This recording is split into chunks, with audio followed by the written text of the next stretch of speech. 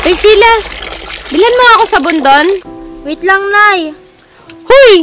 Mamaya na nga yan. Itigil mo muna yung pagsisalpon mo. Nanay naman eh. Natalo tuloy. Amin na yung pambili. O, ito. Bumili ka ng sabon at fabric. Wala na kayong iutos na, yun lang. Wala na. Ay, siya nga pala, Sheila. Bumili ka na rin ng shampoo para makaligo ka na at malabhan ko na yung damit mo dito sa labahan. Sige po. Sige.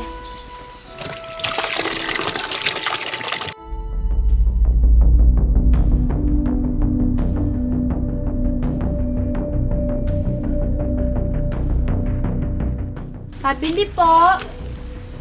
Kumusta ka na, Sheila? Pabili po.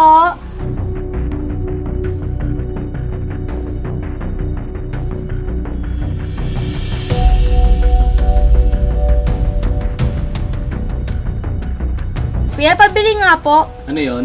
Shampoo nga po, tsaka sabon, tsaka fabric po. Okay, wait lang.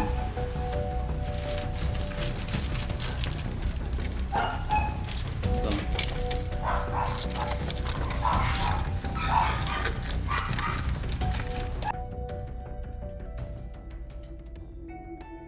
Mukhang maglalaba ka. Gusto mo tulungan kita? Magaling akong kumusot at pumiga. Pwede ba, Mang Franz? Umuwi ka na sa inyo at lasing na kayo. Hindi naman ako lasing. Nakainom lang.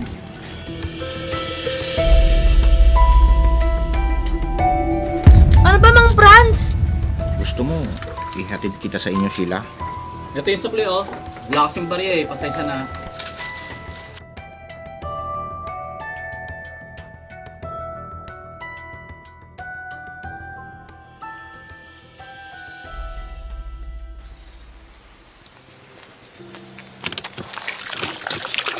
O, bakit ngayon ka lang? Ang tagal mo. Wala po, Nay. Bakit ganyan yung mukha mo? Baka simangot ka na naman. Ang kulit po kasi ni Mang Franz. Lasing na naman? Opo. Huwag mo na lang pansinin yun. Sige na, maligo ka na para malabhan ko na yung mga damit mo dito. Wag na, Nay. Ako na lang po maglalaban ng mga damit ko mamaya. Hindi na, anak, sayang yung sabon. Ako na maglalaba. Sige po, Nay. Pasok na po ako sa loob.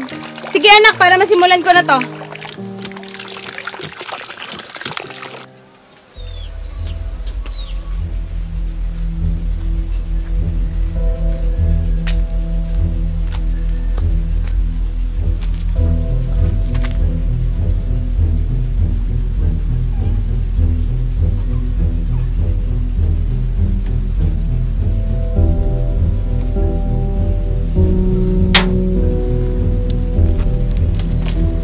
Nay, ito na yung damit. Okay na.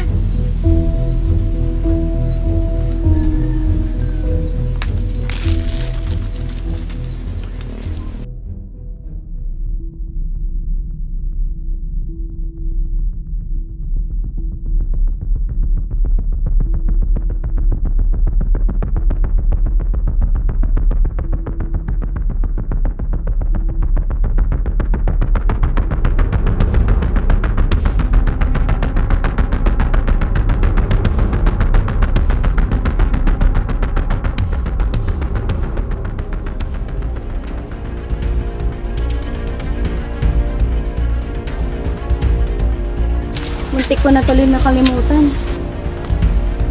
Uy! Ano ingay yun? Hoy! Ano ginagawa mo dyan? Ay! Nay, ano po yan, Nay? May nakita kasi akong lalaki sa likod, biglang tumakbo. Namukha niyo po ba, Nay? Hindi eh, pero nakita ko nakaitim. Ang bilis niya kasing tumakbo. Ano ba yan? Sige na, maligo ka na at babantayan na lang kita.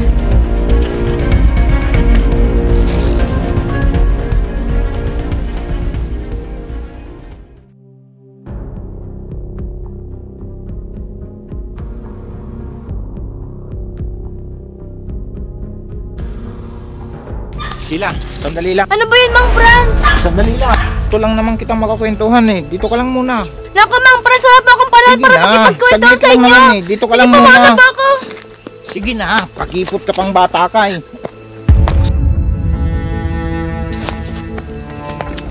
umiiyak. Nay! Nay! Nay! Oh, ano nangyari sa'yo? Ba't hinihingal ka? Hinabol ka ba ng aso? Nay, si Mang Franz po! Hinarang niya po ako sa daan, balak niya po akong halikan! Naku, tama nga yung hinala ko. Na siya yung lalaking tumakbo sa likod. Nakita daw ng kapitbahay natin. Paano na yan, Nay? Anong gagawin natin? Natatakot po ako! Kung hindi lang siya asawa ni Kapitana, matagal ko na inireklamo yan sa barangay. Hayaan mo, kakausapin ko siya bukas. Sige po, Nay. Sige, pumasok ka muna sa loob at wag ka munang lalabas, ha? Opo.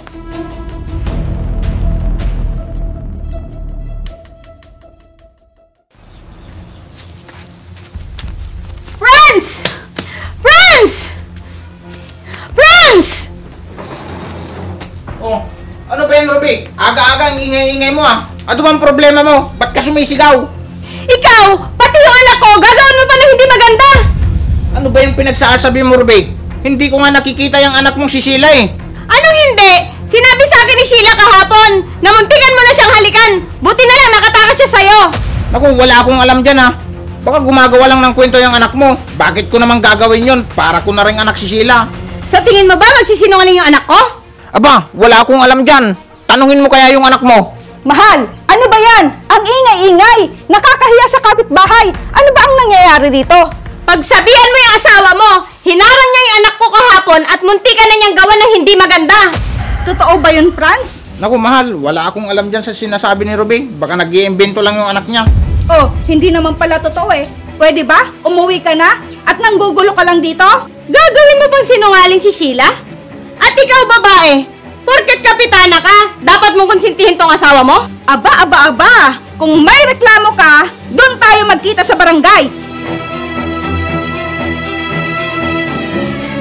Anong tinatay-tay mo dyan? Umuwi ka na sa inyo. Oo nga, Ruby, umuwi ka na. Nakakahiya sa mga kapitbahay. Kausapin mo na lang yung anak mo. Tara na, mahal.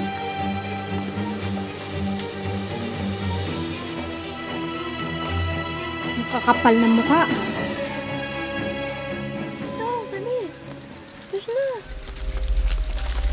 O, Nay, anong sabi ni Mang Franz? E di yun, tinatanggi niya ang lahat. Gumagawa ka lang daw ng kwento. Hindi ako nagsisinungaling, Nay. Totoo yung sinasabi ko. Oo anak, naniniwala ako sa'yo. Paano na yan, Nay? Baka ulitin na naman yan ni Mang Franz. Hindi na ako papayag, anak. Palibasa kasi asawa siya ni Kapitana, kaya malakas ang loob niya. Hayaan mo, nak. Gagawan ko ng paraan.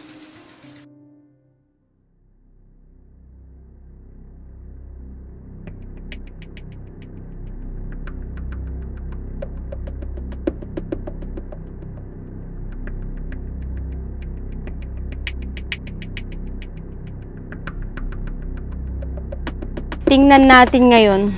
Wala ka nang kawala.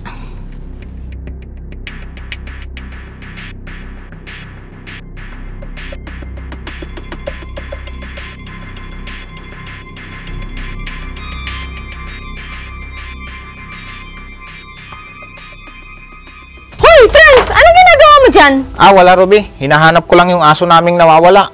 Aso? Papupunta sa loob ng bahay? Sige, Ruby. Uuwi na ako. May gagawin pa ako. Hoy! Anong ginagawa nyo dyan? Nahuli ko lang naman si Franz na naninilip sa may bintana nyo. Naku, wag kang maniwala dyan, pre. Gumagawa lang ng kwento yan si Ruby. Sinisilipan mo ba yung asawa ko? Hindi. Hindi ko sinisilipan yung asawa mo. Tumatanggi ka pa? Eh nahuli na kita na sumisilip sa may bintana nila? Pwede ba, Ruby? Huwag kang gumawa ng kwento. Parehas talaga kayo ng anak mo. Magaling gumawa ng kwento. Magaling palang gumawa ng kwento, ah. Saglit lang. Eto, tingnan mo.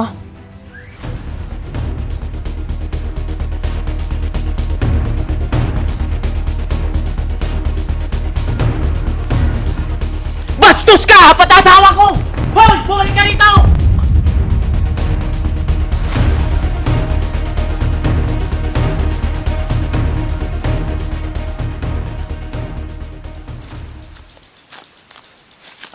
Anak, O, Nay, saan po kayo galing?